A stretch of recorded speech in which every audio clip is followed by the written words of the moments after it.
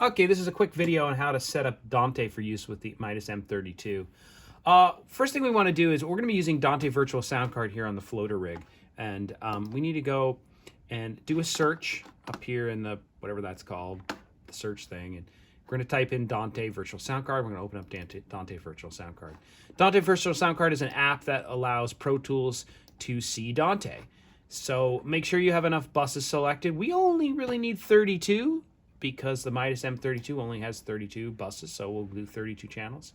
And you can pick your latency, but we'll start with 10. It doesn't matter. And make sure you have a network interface selected. And once all that's done, hit the start button. That starts the driver. We're done with this. We can close it if we want. We can leave it open. We're going to open up Pro Tools now. I'm going to actually open up the session, this particular session. This is a Blizzard hip-hop song being used in this particular case. And we're going to open up Pro Tools, and I'm going to sing the Jeopardy theme, and we're going to let this go. And you do need to run Dante Virtual Soundcard before you boot Pro Tools. The reason is when you go set up and select your playback engine, what you've been doing in other mix labs is using HD Native Thunderbolt. We now want to use Dante Virtual Soundcard. Dante Virtual Soundcard will not show up if you haven't started it in the app. At this point, we should be all good. So I'm going to go create the I.O. and follow the normal I.O. creating rules. You know, delete all your ins and your outs.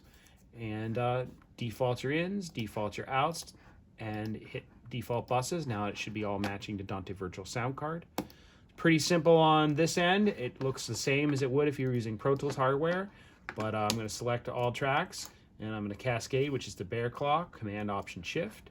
And we're going to send them all out to cascade from 1 to whatever is on this particular session, 23 channels. Okay, we're partially there. We now are sending our song out of Pro Tools. Apparently it's already working. I just heard sound. But you do need to confirm, especially if you have a problem. You want to go to Dante Controller. So again, search for Dante Controller, or you can find it in the apps window if you want. Open up Dante Controller. This may be already set up for you and you may never have this issue, but this is showing us everything that's on the Dante network. And right now, because I'm using the floater rig, I see the DN Dante card. That's the card inside the M32 that does Dante. I see the Focusrite RedNet because it's in the rack. And I see the live floater. The live floater is the Pro Tools rig. That would not show up if we hadn't started Dante Virtual Soundcard. But essentially, we want to take the live floater, all those Pro Tools channels, and you can see there's the 32, and we want to send them to the DN32, the DN Dante.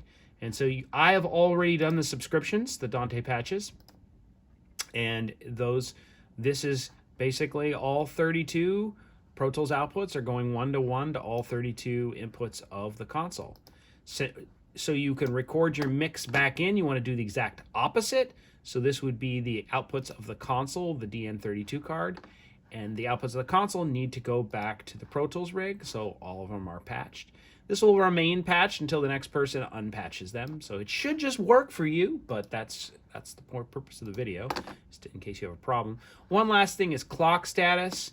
You click here, you can pick who is going to be the master. Right now, the master of this Dante network is the Focusrite RedNet. That's what we do during the Cashman show. But I could click something else. I think Pro Tools has to be a slave. I might be able to make the DN Dante card the slave. The master. This is actually over here, preferred master. Yes, I am just switched the console to be master, and it just switched. So it doesn't really matter if it's the Focusrite RedNet or the Dante. I'm actually going to go back to the Focusrite because it's always in the rack. And but the virtual sound card always have to be slave, so you probably don't have to mess with that. But anyway, that's all there is to it on this side of the world.